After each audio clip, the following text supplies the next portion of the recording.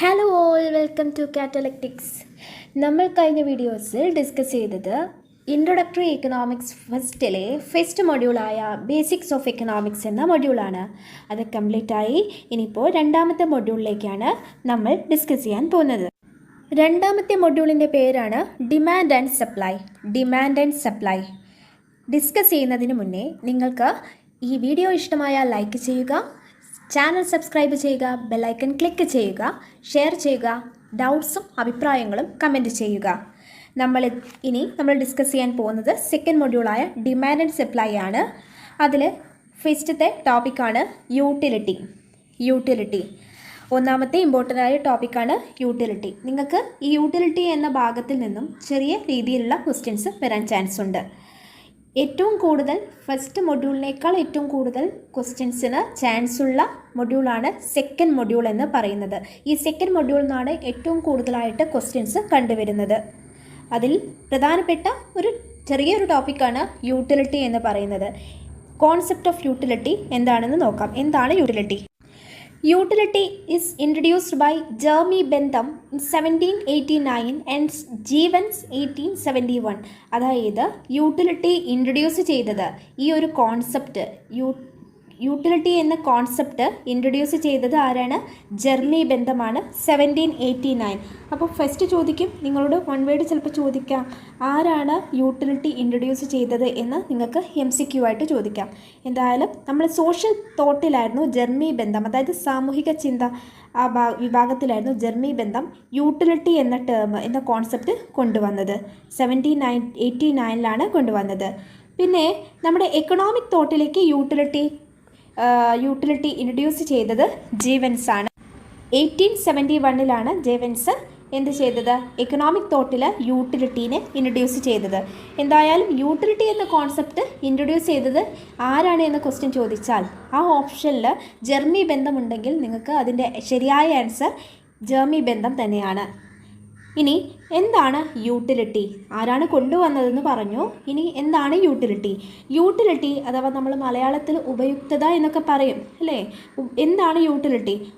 Satisfaction power of a commodity or services is known as utility. അതായത് നമ്മുടെ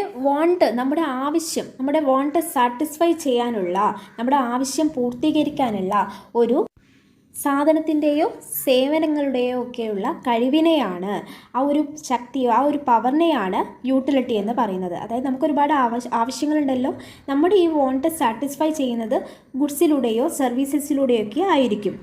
ഇതിനെയാണ് നമ്മൾ യൂട്ടിലിറ്റി എന്ന് പറയുന്നത്. ഇത്ര മാത്രമേ ഉള്ളൂ.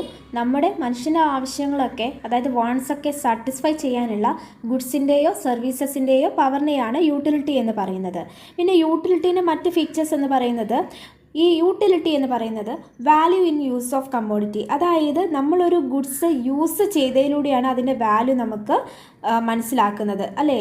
നമ്മൾ ഉപയോഗിച്ചതിന് ശേഷമാണ് അതിൽ നിന്ന് നമുക്ക് യൂട്ടിലിറ്റി കിട്ടുന്നത്. അതാണ് ഒന്നാമത്തെ ഫീച്ചർ എന്ന് പറയുന്നത്. രണ്ടാമത്തത്, യൂട്ടിലിറ്റി അതുകൊണ്ട് തന്നെ സബ്ജക്റ്റീവ് ഇൻ നേച്ചറാണ്. യൂട്ടിലിറ്റി എന്താണ്? സബ്ജക്റ്റീവ് ഇൻ നേച്ചറാണ്. മൂന്നാമത്തത്, യൂട്ടിലിറ്റി ഓരോ പേഴ്സണും ഓരോ രീതിയിലാണ് അല്ലേ? നമ്മളൊരു കമ്മോഡിറ്റി വാങ്ങിയെന്ന് വിചാരിക്കുക, ഒരു ഗുഡ്സ് വാങ്ങി, ഒരു സാധനം വാങ്ങി, അതിൻ്റെ യൂട്ടിലിറ്റി പലർക്കും പല വിധമായിരിക്കും. ഒരുപാട് വിശക്കുന്നവന് കൊടുക്കുന്ന ആഹാരവും, അതേപോലെ തീരെ വിശപ്പില്ലാത്തവർക്ക് കൊടുക്കുന്ന ആഹാരത്തിൻ്റെയും യൂട്ടിലിറ്റി രണ്ട് ആളുകളിലും ഡിഫറെൻ്റ് ആയിരിക്കുമല്ലോ അല്ലേ? അതാണ് ഉദ്ദേശിച്ചത്. യൂട്ടിലിറ്റി ഒരേ കമ്മോഡിറ്റി യൂസ് ചെയ്യുന്നെങ്കിൽ കൂടി തന്നെ ആ കമ്മോഡിറ്റീൻ്റെ യൂട്ടിലിറ്റി ഓരോ പേഴ്സണിലും, ഓരോ ഇൻഡിവിജ്വലിനും, ഓരോ വ്യക്തിയിലും ഡിഫറെൻ്റ് ആയിരിക്കും എന്നാണ് മൂന്നാമത്തേതായിട്ട് പറയുന്നത്. പിന്നെ യൂട്ടിലിറ്റി നമ്മൾ ഓൾറെഡി പറഞ്ഞിട്ടുണ്ട്, സബ്ജക്റ്റീവായിട്ടുള്ള കാര്യം, ഒബ്ജക്റ്റീവ് അല്ല, സബ്ജക്റ്റീവായിട്ടുള്ള ഒരു കാര്യമാണ്. അതായത് ഇതുകൊണ്ട് ഉദ്ദേശിച്ചത് സൈക്കോളജിക്കലായിട്ടുള്ള ഒരു കാര്യമാണ് യൂട്ടിലിറ്റി എന്ന് പറയുന്നത്.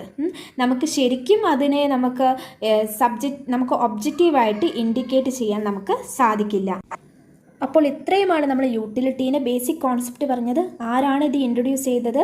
യൂട്ടിലിറ്റി എന്ന് പറഞ്ഞാൽ എന്താണ്? അതിൻ്റെ ഇമ്പോർട്ടൻ്റ് ആയിട്ടുള്ള 4 ഫീച്ചേഴ്സ്. ക്ലിയർ ആണല്ലോ? ഇനി അടുത്തത് total utility and marginal utility.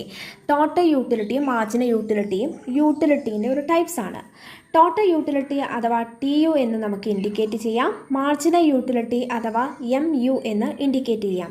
എന്താണ് ടോട്ടൽ യൂട്ടിലിറ്റി അഥവാ TU? ടോട്ടൽ യൂട്ടിലിറ്റി എന്ന് പറഞ്ഞാൽ it is a sum of utility consumer obtain from consumption of all units of commodity. അതായത് നമ്മൾ ഒരു കമ്മോഡിറ്റി വാങ്ങുമെന്ന് വിചാരിക്കാം. ഫോർ എക്സാമ്പിൾ ഒരു 10 കിലോ ആപ്പിൾ വാങ്ങുമെന്ന് വിചാരിക്കാം. ആ ആപ്പിളിൽ നിന്ന് ആ കമ്മോഡിറ്റിയിൽ നിന്ന്, അതായത് മൊത്തം ആ 10 കിലോ ആപ്പിളിൽ നിന്ന് നമുക്ക് കിട്ടുന്ന യൂട്ടിലിറ്റിയെയാണ് നമ്മൾ ടോട്ടൽ യൂട്ടിലിറ്റി എന്ന് പറയുന്നത്.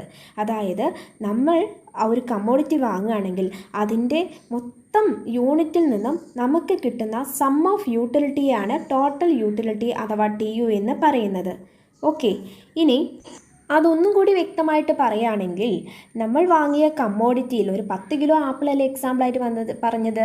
ആ 10 കിലോ ആപ്പിളിൽ നിന്നും നമുക്ക് കിട്ടുന്ന ടോട്ടലായിട്ട് കിട്ടുന്ന സാറ്റിസ്ഫാക്ഷനെ നമ്മൾ ടോട്ടൽ യൂട്ടിലിറ്റി എന്ന് വിളിക്കാം.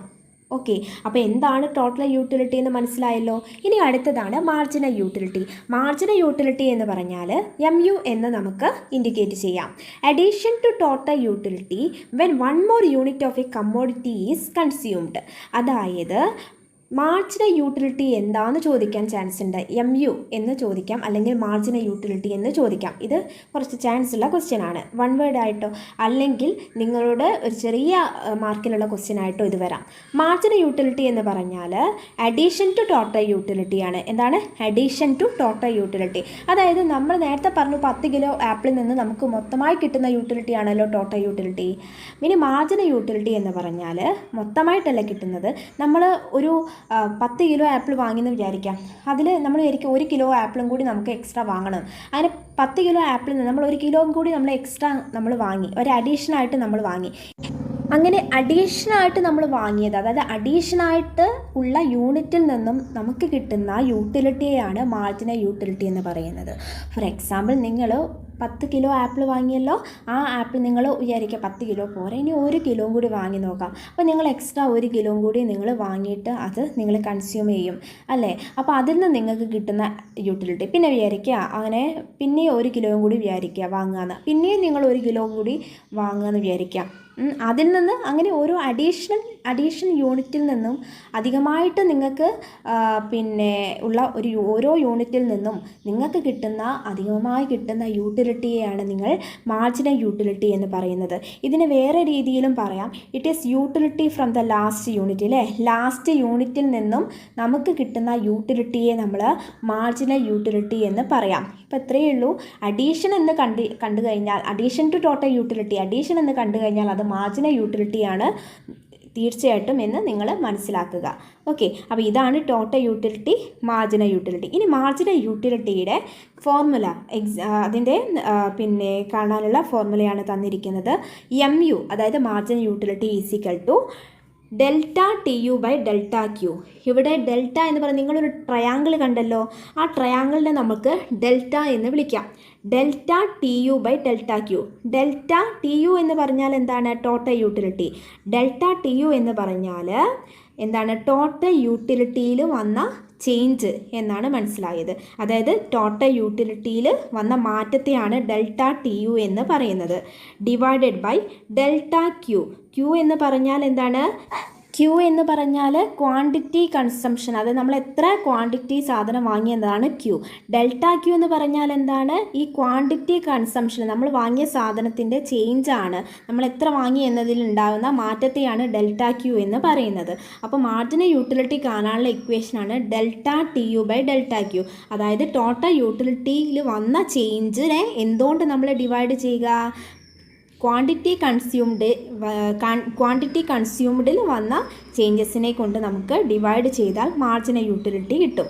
ഓക്കെ, ടോട്ടൽ യൂട്ടിലിറ്റിയിൽ വന്ന ചേഞ്ച് ഡിവൈഡഡ് ബൈ ക്വാണ്ടിറ്റി കൺസ്യൂംഡിൽ വന്ന ചേഞ്ച്, നമ്മൾ വാങ്ങിയതിൽ നിന്നുള്ള ചേഞ്ച്, അങ്ങനെ നമ്മൾ ഡിവൈഡ് ചെയ്താൽ നമുക്ക് മാർജിനൽ യൂട്ടിലിറ്റി കിട്ടും. ഇനി മറ്റൊരു ഫോർമുലയാണ് മാർജിനൽ യൂട്ടിലിറ്റി അഥവാ MU is equal to TUN minus TUN minus 1 എന്ന് പറയുന്നത്. മാർജിനൽ യൂട്ടിലിറ്റീൻ്റെ വേറൊരു ഫോമുലയാണ് TUN എന്ന് പറഞ്ഞാൽ total utility of nth commodity. n കമ്മോഡിറ്റിയിൽ നിന്ന് നമുക്ക് കിട്ടുന്ന ടോട്ടൽ യൂട്ടിലിറ്റീനെ എന്തുകൊണ്ട് മൈനസ് ചെയ്യണം? ടോട്ടൽ യൂട്ടിലിറ്റി ഓഫ് n-1 കമ്മോഡിറ്റിയോട് നമുക്ക് മൈനസ് ചെയ്താൽ മാർജിനൽ യൂട്ടിലിറ്റി കിട്ടും. ഇക്വേഷൻ എങ്ങനെയാണെങ്കിലും നമുക്ക് ഇതിൻ്റെ കാൽക്കുലേഷൻ വളരെ സിമ്പിളാണ്. അടുത്തതായിട്ട് ഒരു എക്സാമ്പിളോട് കൂടി നമുക്കിത് എക്സ്പ്ലെയിൻ ചെയ്യാം. അപ്പോൾ ഇത്രയും നിങ്ങൾക്ക് മനസ്സിലാക്കണം. എന്താണ് യൂട്ടിലിറ്റി, ആരാണ് യൂട്ടിലിറ്റി കൊണ്ടുവന്നത്, യൂട്ടിലിറ്റി എന്താണ്, അതിൻ്റെ ഫീച്ചേഴ്സ് എന്താണ് ടോട്ടൽ യൂട്ടിലിറ്റി, എന്താണ് മാർജിനൽ യൂട്ടിലിറ്റി, അതിൻ്റെ ഫോർമുലയും. ഇത്രയും ക്ലിയർ ആയല്ലോ?